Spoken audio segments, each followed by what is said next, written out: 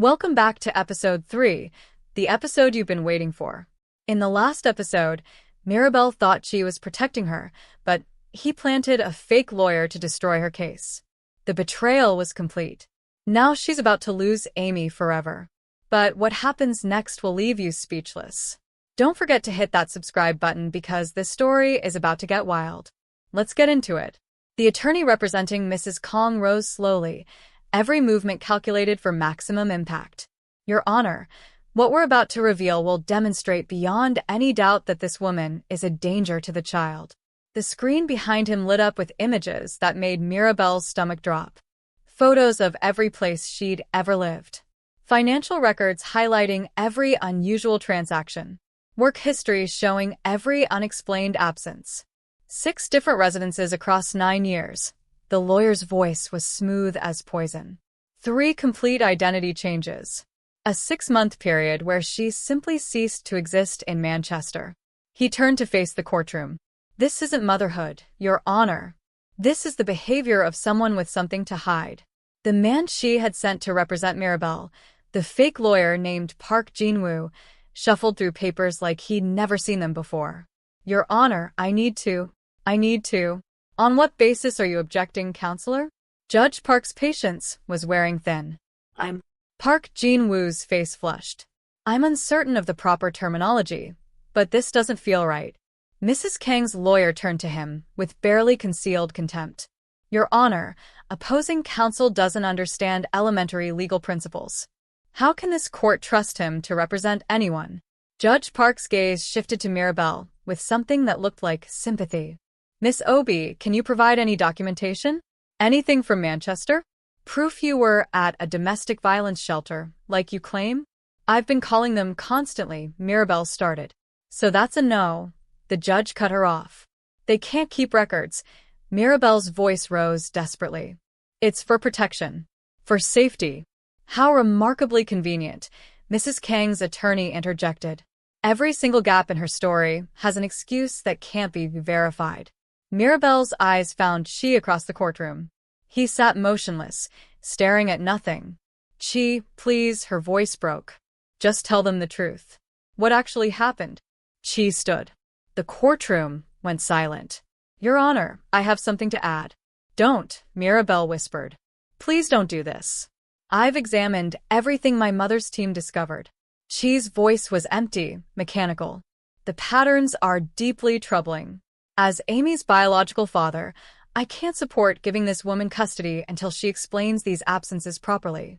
You know why I disappeared. Mirabel's voice shattered. You know what they did to me. I know what you've said, Chi replied flatly. But saying something and proving it are different things. What I can prove is 8 years of hiding my daughter from me. The room spun. Mirabel felt like she was drowning. Judge Park examined the documents spread before her, then looked between both sides. The gaps in Miss Obi's background are concerning. The lack of any verification is troubling. And the father's statement carries weight. Temporary custody goes to Mrs. Kang for 30 days. Miss Obi gets 4 supervised hours per week while we investigate further. Your Honor, no, Mirabel stood, her legs barely holding her. That's my baby. I've been her mother for 8 years. 30 days, Miss Obi. Prove what you're claiming or this becomes permanent. The gavel struck. The sound echoed like a gunshot. Hours later, Mirabel waited in a cold room at the Kang estate, her entire body shaking. Soon she'd have to look Amy in the eyes and tell her she was staying with these people. The people who hated her. The people who'd stolen her. The door flew open. Amy burst in, still believing everything would be okay. Mama, let's go home. I don't like this place. Grandmother scares me, and father won't look at me. Sweetheart, come sit with me. Mirabel's voice cracked. Amy's smile died. She knew. Children always know. You have to stay here for 30 days. Mirabel forced the words out. 30 days? Amy's face collapsed. That's forever, Mama. Tell them I can't. I tried, baby. I fought as hard as I could. We'll leave. Amy's voice turned frantic. We'll go back to London like before. We can't run anymore. Mirabel pulled Amy into her arms, holding her like she'd never let go. If we run now, they'll make sure I never see you again. Ever. But father said he'd keep us safe. Amy sobbed. He promised he wouldn't hurt you anymore. Mirabel had no words. She just held her daughter and cried with her. Mrs. Kang's voice cut through from the doorway. Your time is finished. Amy, your room is waiting upstairs. I'm not staying here, Amy cried. I want to go home. You are home now. Mrs. Kang's tone could freeze fire. Accept it quickly, and this will be easier for everyone. A servant appeared to carry Amy's belongings. Mirabel followed them like a woman walking to her own funeral. The Kang estate was enormous and soulless. Nothing like their tiny London apartment with its bright paintings and photographs everywhere. Mrs. Kang stood in the massive entrance hall like a queen in her castle. Amy will get the finest education money can buy. Opportunities you could never dream of providing. Everything you failed to give her. She had love. Mirabel's voice was barely audible. She had a mother who'd sacrifice everything for her. Love is worthless. Mrs. Kang's smile was cruel. Love doesn't pay for elite schools. Love doesn't create connections in society. You were never meant for our world, Miss Obi. You were a mistake from day one. And today, that mistake gets erased. Amy grabbed onto Mirabel desperately. Mama, please don't go. Don't leave me with them. I don't have a choice, baby. Mirabel's tears wouldn't stop. But Wednesday I'll see you. 2 hours. And Sunday, 2 more hours. And I swear to you, I'm going to fight. I'll never stop fighting. She had to pull Amy's fingers off her jacket one by one. Had to turn and walk while Amy screamed her name. Had to abandon her child with people who saw her as nothing but a problem to solve. The door shut. Mirabel stood outside the massive estate, her arms empty, her heart destroyed. Mirabel became obsessed with finding evidence. Every women's shelter in Manchester got a call from her. Most hung up immediately. The few who talked said the same thing. We don't record names or personal information, one director explained patiently. That's the foundation of what we do. We keep women invisible to keep them alive. But I was there, Mirabel begged. I need someone to confirm it. I wish I could help you, but we can't. Every phone call ended in disappointment. Every email went unanswered. Days dragged by like years. The supervised visits with Amy were torture. 2 hours in a bare room with a social worker writing down everything, judging every word, every touch, every tear. Amy became more withdrawn each time, more silent, more broken. Mrs. Kang was destroying her spirit. Mirabel could see it happening and couldn't stop it. 29 days vanished. Mirabel had found nothing. No evidence. No witnesses. No hope left. The courtroom was overflowing. Media packed the hallways outside. The case had exploded into a national story. The black woman fighting Korea's most dangerous family. Mrs. Kang arrived with 3 elite lawyers, confidence radiating from her. Chi sat beside his mother, his expression revealing nothing. Mirabel sat by herself. The fake lawyer Park Jung-woo never showed up. Judge Park entered and sat down heavily. We're reconvening for final custody determination of the minor child Amy Kang. Miss Obi, were you able to locate any supporting evidence? I tried everything humanly possible, Your Honor. Every shelter, every. I need yes or no. Do you have evidence supporting your claims? Mirabel's answer was almost inaudible. No, Your Honor. I don't. Mrs. Kang's lead attorney stood with triumph written across his face. Given Miss Obi's total inability to provide even a shred of documentation, we're requesting permanent custody for Mrs. Kang. Additionally, we're asking that all visitation be permanently revoked. Revoked? Mirabel jumped up. You can't take away all my rights. Miss Obi has demonstrated she's unstable, unreliable, and dangerous. She's hurled baseless accusations at a respected family. She's caused disruptions during every supervised visit with emotional theatrics. I hugged my child, Mirabel shouted. That's not theatrics. The social worker documented Miss Obi's inappropriate emotional behavior. Her attempts to manipulate the child against the Kang family. You're lying, Mirabel's voice echoed off the walls. Everything you're saying is a lie. Miss Obi, sit down immediately, Judge Park commanded. I won't sit down while you let them steal my daughter. Tears poured down Mirabel's face. You gave me 4 hours and now you're taking everything? Why? The man who got me pregnant walks free, and I'm destroyed for the same act? Miss Obi, I'm warning you. But Mirabel couldn't stop. She whirled on Mrs. Kang, who sat there smiling like she'd already won. I brought my daughter here, so she could meet her father. That's all I wanted. And you stole her from me. Mirabel's entire body shook. But nothing stays buried forever. Eventually, everyone will see what you really are. She turned on Chi, and you're nothing but your mother's puppet. Weak. Pathetic. A coward who can't think for himself. Miss Obi, stop talking right now. Judge Park's voice was sharp. I won't stop, Mirabel screamed. You're letting them destroy my life.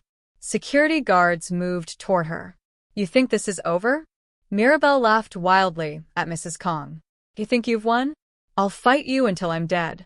I'll never. The guards grabbed her. Don't touch me. I said don't touch me. They dragged her backward toward the exit. She fought every step. Amy. Mirabel's scream filled the courtroom. Mama loves you, baby. Remember, Mama loves you no matter what.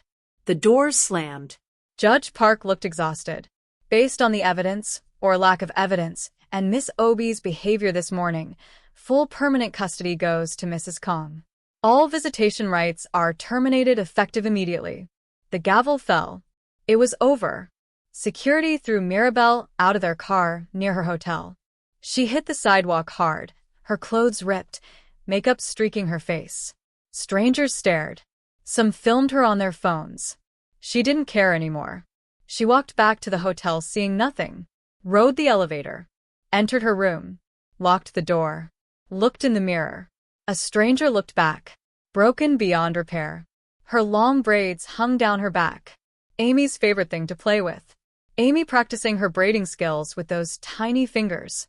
Mirabel grabbed scissors. She cut viciously. The braids fell like dead snakes. Her short natural hair emerged choppy and uneven. She stared at the stranger in the mirror. A ghost. That's all she was.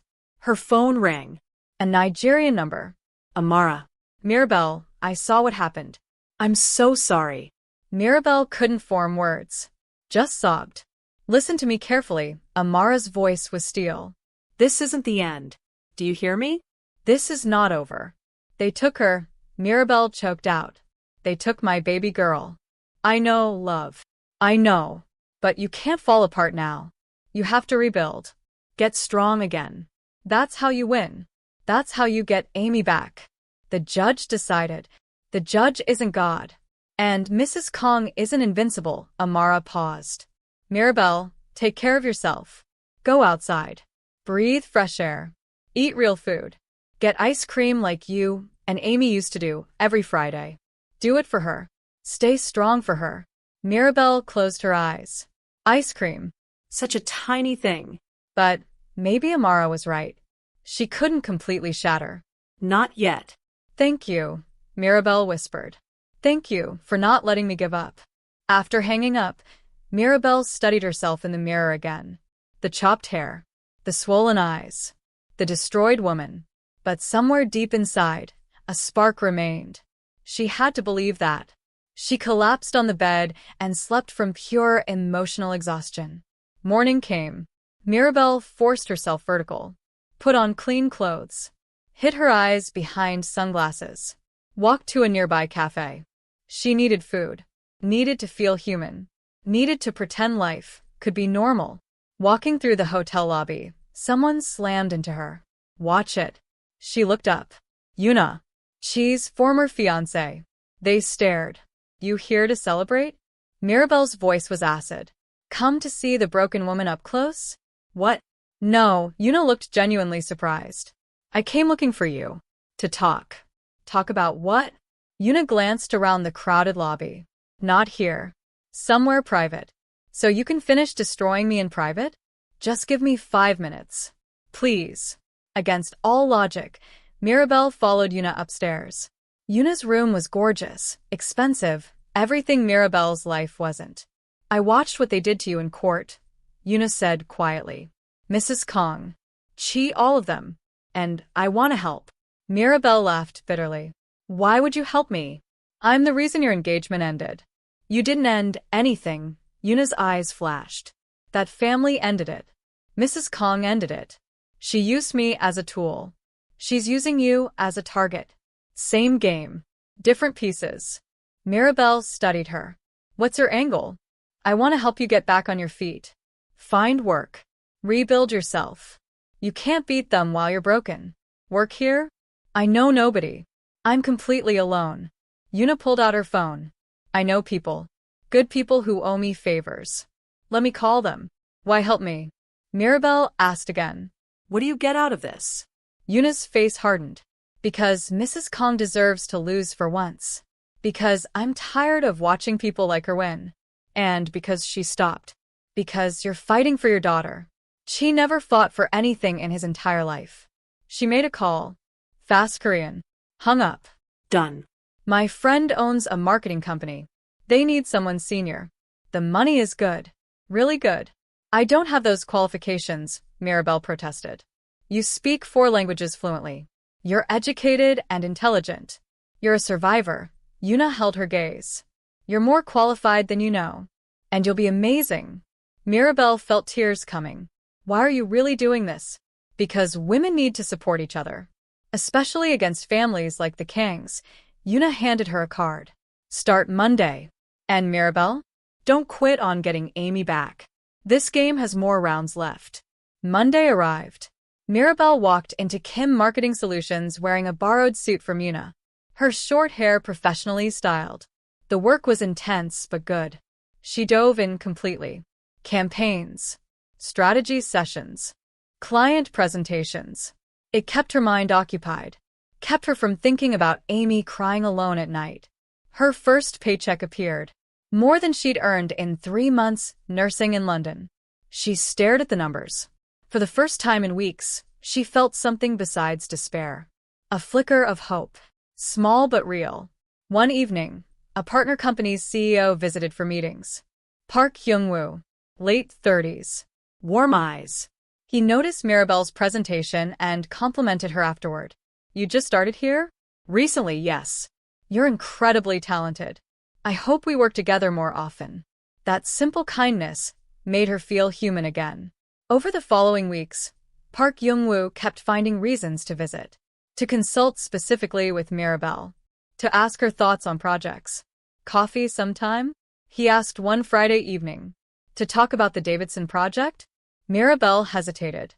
But Amara's voice echoed in her head. Stay strong. Live your life. Sure. Coffee sounds nice. Coffee became dinner. Dinner became walks along the river. Jung-woo was easy to be with. He didn't know her nightmare. Didn't know about Amy or the Kangs or the hell she'd survived. He just knew Mirabel. Who she was now. And slowly, painfully, something in her started healing. At the Kang estate, Amy sat by her window every night watching the city lights. She hadn't smiled in months. Mrs. Kang was rigid and controlling and cold. Nothing like Mama's warmth and laughter. Everything here was rules and expectations and being proper. Amy hated every second. She missed London so much it hurt. Missed her aunties. Missed jollof rice and Mama singing off-key and bedtime stories. Missed Mama. Mrs. Kang burst into her room without knocking. Amy, look at this. She shoved a tablet at her. A news article. A photo of Mirabel laughing with a man. Park Jung-woo. See? Your mother has already forgotten you. Mrs. Kang's voice was ice. She's moved on with her life. She has a new man now. You mean nothing to her anymore. Amy stared at the photo. Mama looked happy. Genuinely happy. You're lying, Amy said quietly. Lying? You can see the proof right there. My mother suffered 9 years for me. Amy's voice was steady. She wouldn't forget me. You're trying to poison me against her. But it won't work. Mrs. Kang's face twisted. You're exactly like her. Stubborn and foolish. Good. I want to be like Mama, Amy said. We'll see how long that lasts. But Amy didn't break. She knew her mother. Knew Mama was fighting somewhere out there. She just had to wait. Have faith. Be strong. 3 months passed. Mirabel's life transformed. She had meaningful work. a nice apartment, and Jung-woo. They'd grown close. He made her laugh again, made her feel seen, made her remember life could be beautiful. One evening, he arrived with flowers, chocolates, and a package from a courier. Mirabel opened it confused. Legal documents. A business card. Barrister Park Jung-woo, family law attorney. She looked up shocked. You're a lawyer? He smiled apologetically. Sorry, I didn't mention it sooner. I didn't want you feeling pressured or thinking I pitied you. You're a lawyer. Her mind was racing. Family law specialist. One of Seoul's best, actually, he said simply. And I know about Amy. Mirabel's breath stopped. How do you know? I looked into your case after you mentioned your daughter. And Mirabel, his voice softened. What they did to you was illegal. Genuinely illegal. But the judge ruled. The judge was manipulated. I know Judge Park personally. She's fair but pragmatic. The Kangs have influence. He took her hands. But I have a reputation they can't touch. Let me help you. Let me fight for Amy. Tears flooded down Mirabel's face. You'd really do that? I'd do anything for you. His eyes were honest. Let me file an appeal. Let me bring her daughter home. Can you actually win? I've never lost a case, he smiled. And I'm not starting now. Barrister Park filed the appeal within days. News exploded through Seoul's legal circles. The Kangs received the papers during breakfast. Mrs. Kang's hand shook reading them. She got Barrister Park. She actually got him. She looked up. Who's that? The best family lawyer in Korea. He's literally never lost a case. Mrs. Kang's face went pale. How could she possibly afford him? Mr. Kang read over her shoulder. This is bad. Very bad. If Park took her case, he thinks he can win. He can't win, Mrs. Kang insisted. We have the ruling. We have the judge's decision. We have nothing. Mr. Kang's voice was grim. If Park finds weaknesses in our case, everything unravels. This woman is more dangerous than we thought. Mrs. Kang's face filled with rage. Then we destroy her completely. This time for good. Mother, will you? Chi's voice was quiet. Maybe it's time to stop all this. Stop? Mrs. Kang whirled on him. That woman is nothing but trouble. Always has been. And now she's hired Seoul's best lawyer to rip Amy away from us. Amy's miserable here, Chi said softly. She cries all night. Won't eat properly. She hates every one of us. She'll adjust eventually. She won't. Chi stood up. Because we tore her away from her mother. She'll never forgive that. Never forgive us. He walked out, leaving his parents sitting in shocked silence. The courtroom overflowed with people. Media swarmed outside like locusts. The case had become legendary nationwide. Nigerian woman versus Korea's most powerful criminal empire. Mirabel entered with Barrister Park. She looked completely transformed. Confident. Powerful. Strong. Her short, natural hair elegantly styled. Her suit expensive and perfectly fitted. She looked like she belonged anywhere. Mrs. Kang's attorneys whispered nervously. Everyone knew Park's reputation. Then Mirabel saw Amy. Her daughter in the front row, required to attend. She looked so thin now. So pale. Her glow had vanished. Mirabel's heart cracked seeing what they'd done. Amy looked up. Saw Mama. Their eyes locked across the room. Amy smiled. Tiny. Fragile. But real. I love you, Mama. Amy mouthed silently. I'm bringing you home, baby. Mirabel mouthed back. Judge Kim entered. Different judge. Younger. Known for real fairness. We're here for the appeal in the Kang custody matter. Barrister Park, you represent Miss Obi? Yes, Your Honor. Barrister Park stood, commanding every eye. And we're presenting substantial new evidence today. Mrs. Kang's lawyer jumped up. Your Honor, this is pure harassment. The case is already decided and closed. The case was decided on lies and manipulation, Barrister Park said smoothly. And I'm going to prove exactly that. The battle was beginning. And this time, Mirabel had a real warrior beside her. Will Barrister Park destroy the Kang family's case and reunite Mirabel with Amy? Or will their power and influence crush even Seoul's best lawyer? What evidence does Park have that changes everything? And what will Chi do when the full truth explodes into the light? Find out in the epic finale, episode 4. If you're invested in this story, hit that like button and subscribe for the conclusion. Comment what you think happens next. Can Mirabel finally win? See you in the finale.